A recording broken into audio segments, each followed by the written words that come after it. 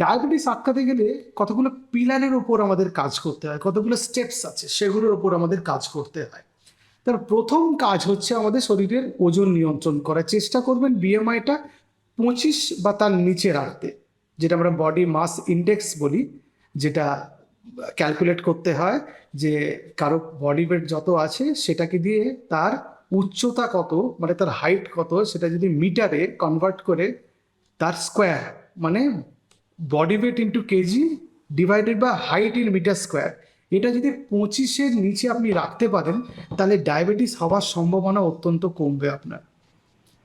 2 নম্বর, আপনার খাবারে কতগুলো জিনিস কম রাখতে হবে।